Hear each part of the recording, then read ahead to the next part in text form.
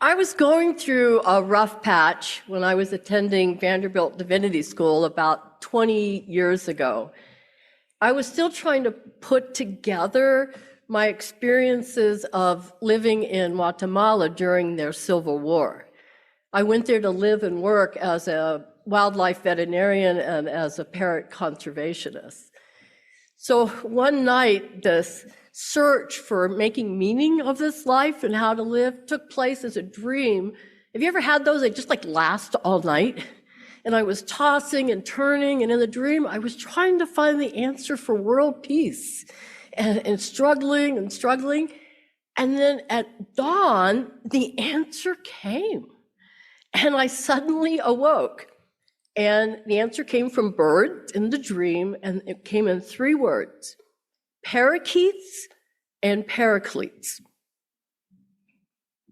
Now, I had such a sense of ease and joy and purpose, but I didn't know exactly what it meant.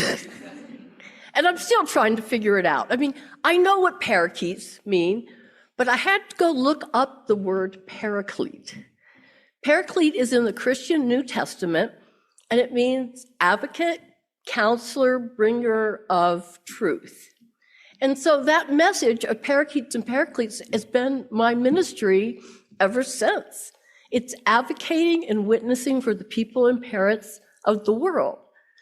The dream maybe wasn't so much a guide as just a reaffirmation of my spiritual journey.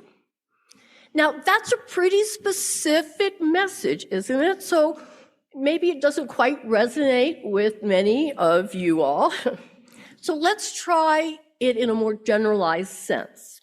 Mary Oliver says it in a different way in her poem, Sometimes. Instructions for a life. Pay attention, be astonished, and tell about it. Now, we are going to use birds as the ingredients of her recipe today, so bear with me, we're still going to do birds. But you really could choose just about anything, any species, any mindful or spiritual practice, even the instructions for putting together IKEA furniture. But birds are a lot prettier, and they're easier. One is because birds are everywhere. Well, not as much as before, but they are readily available to pay attention to, and we reap benefits when we pay attention to them. According to the attention restoration theory, people can concentrate better after they've been spending time in nature, or even just looking at scenes of nature, such as the videos we saw. It helps ease the fatigue of informational processing. Looking at wildlife helps us experience a sense of flow, sensuality, and increased spiritual fulfillment and feelings of well-being. Even if we're consciously not tracking birds, subconsciously we are. There was a study in Europe that found out that the higher density of diversity density of birds, the greater was life satisfaction in these countries. So as there were more birds, people were happier. It had just as strong an influence as it did income. It's like taking a walk in nature. You reap the same physical benefits and spiritual benefits whether you want to go for a walk or not.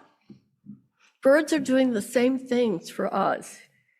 And if you go out and you don't see many birds, it almost doesn't matter because just looking up and being in nature is good for you. It has decreased stress, increased creativity, kindness, and generosity. So I was saying that looking up for birds is good for you.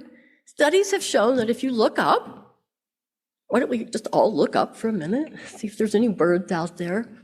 Just looking up can lead to greater feelings of awe, as well as being more helpful and ethical, just by looking up. Looking up, combined with birdsong, can lead to greater mental integration. Something happens in all our different lobes of our brain that can quiet the inner chatter. And according to Jim Austin, it can help break down these constructs of self. Now, who's Jim Austin? He's a Unitarian Universalist, a bird watcher, a neuroanatomist, and also a Zen practitioner. And he says in the Zen tradition, there are multiple stories of how people see birds or hear them, and all of a sudden they become enlightened, such as in this story. The disciple was always bothering the master, saying, "You are hiding the final answer of Zen from me." And he would not accept the master's denials. And one day they were out walking and they heard a bird start to sing. And the master said, "Do you hear that bird?" "Yes." "Well, then you know that I have hidden nothing from you." "Yes," said the disciple. And he was enlightened. Dr. Austin explained to me in neurological and Zen terms something that happened to me many years ago in Guatemala.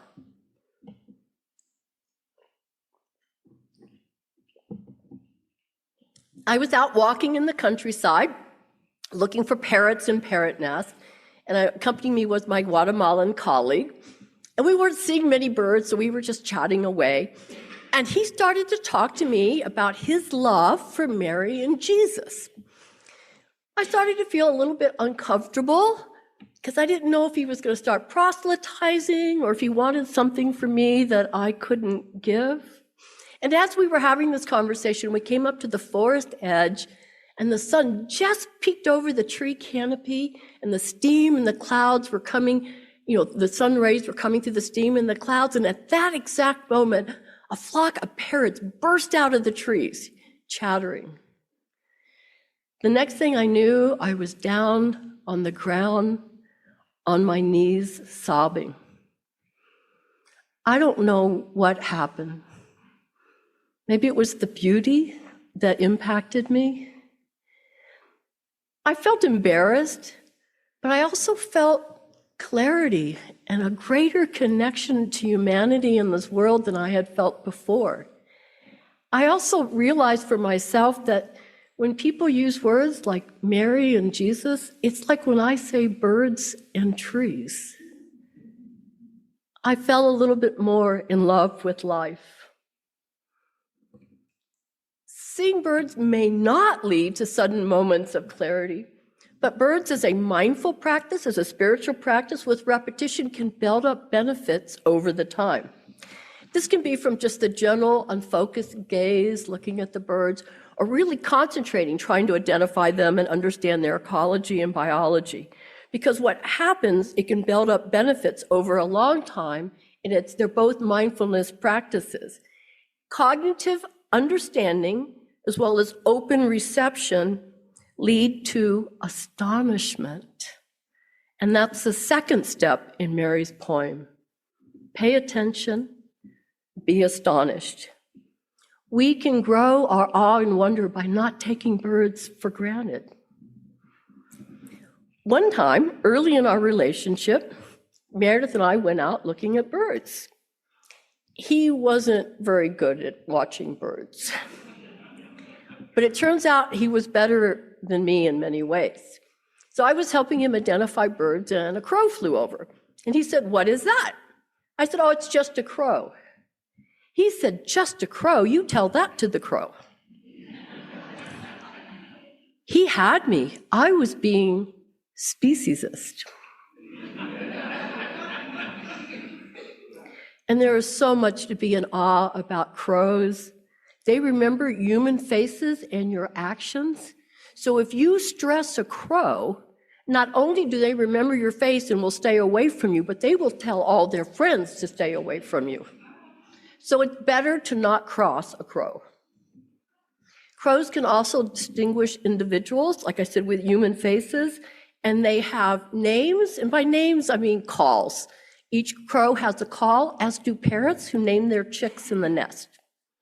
Crows and ravens also have words or calls that sometimes mean meat, sometimes mean danger, human, and it can describe all kinds of circumstances that crows, and we think parrots do too.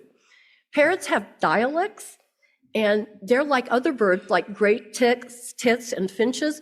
They use syntax, which means they can order their calls in certain orders to change the meaning. And they've even found that parrots not only do that in their own call language, they've caught them doing it in English, moving the words around to make new meanings.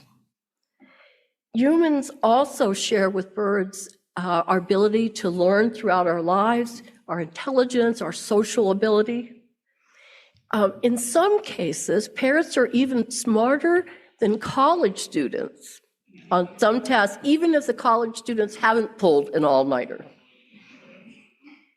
Some parrots, they put some species at about the cognition of a 5-year-old human.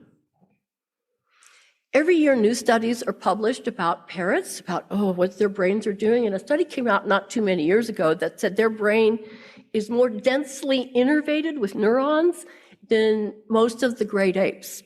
And it's very structured in very similar ways to great apes. The authors of this paper even said, parrots are probably smarter than dolphins and chimpanzees. Yet I grew up in a time when birds weren't considered very smart, and they were just not like us.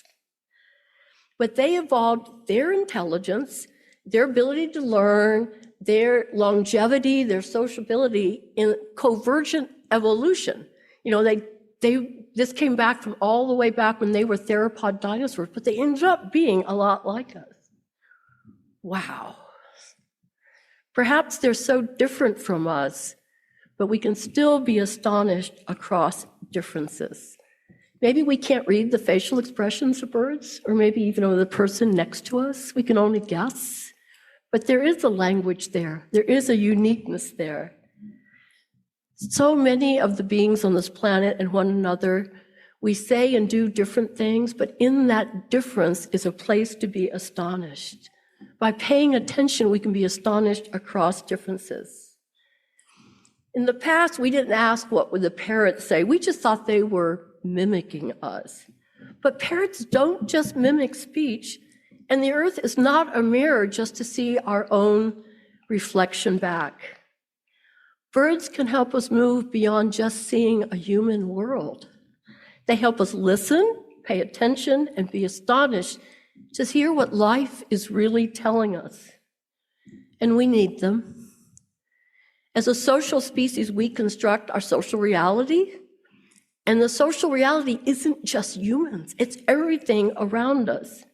If we include only humans in our stories, we're leaving out most of reality. And another thing about stories, if we repeat the same stories we have heard, this was a study that happened, if somebody tells you something and you don't believe it, but if you repeat the story, and repeat the story, you become to believe it. So it really behooves us to be able to tell stories of what we want to believe and what we want the world to turn into. Birds are not dumb. They are really smart. We got so much wrong about them. But if we can tell the story about their wonder and astonishment and how we are astonished and in wonder with them, we can build a more compassionate, beautiful world. And so we want to tell the stories that include birds, include each other. We have so much to unlearn. We can't believe anything we believe. So we have to live in thought and action and word the kind of world we want to live in and repeat it again and again. We want to encant a better world. And that's where the third part of Mary Oliver's poems comes into being. So pay attention, be astonished, and tell about it. Tell stories about the reality, what the world is telling to you. We have a nonprofit organization called One Earth Conservation, and we actually have parrots on the board. And it's a symbol. Some of them are more active than our other board members. I think you as a congregation understand that, right? So we ask, what would the parrot say? What would the people say? We pause and take a turn to listen, be astonished, and then through our work, tell about what the world wants to do. And when we listen to what the birds are telling us, we can share their stories of beauty and wonder and tragedy. The birds of the world are in trouble. When we lead the bird walks here that we've been doing all spring, we talk about beauty and we talk about the loss of birds. The population of North American birds has dropped 30% in the last 50 years. That's 3 billion birds gone. I think you all know that here in the Des Moines area. You've seen fewer birds. We mourn for their loss, and they mourn too. Magpies, it's a kind of like a jay, like a crow, they have been found putting flowers and dried grass over the body of a companion that has died. During the West Nile virus around 2004, 2005, North America lost 2/3 of the American crow. 2/3 of them died. And scientists were studying the crows, and what they said is that the remaining crows changed.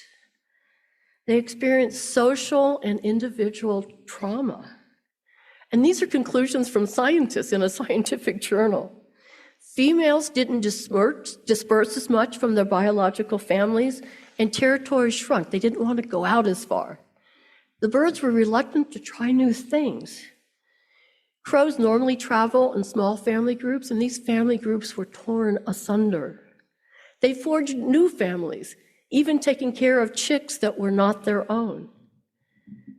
Does this response to a pandemic sound similar to your experience? We are bound in this world across differences through loss and grief as well as beauty. And their story is ours, and it needs to be told. Grief bridges the difference that helps us live in unconditional solidarity with all life. W.S. Renda wrote, "Someone shoots an arrow at the moon, and I hear a cry of a wounded animal. A small bird has fallen from the nest. People must be awakened. Witness must be given so that life can be guarded." Birds tell us of beauty and tragedy, and no doubt, by facing reality, we see the cracks in the world.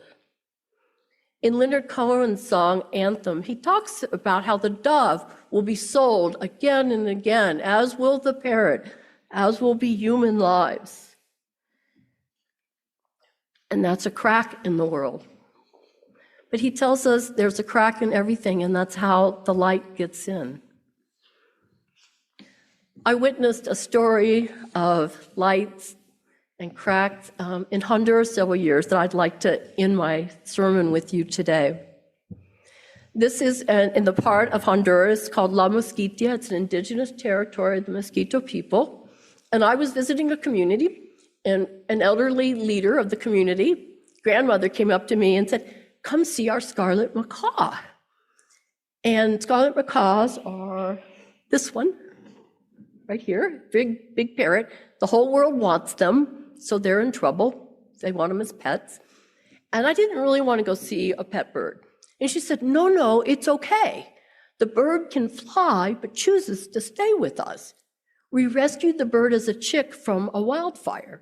And so I went to their home, and she turned to her granddaughter, Cindy, and said, "Cindy, go get your macaw."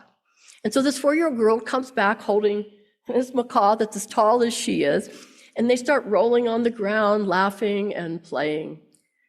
They were both 4 years old and had grown up together.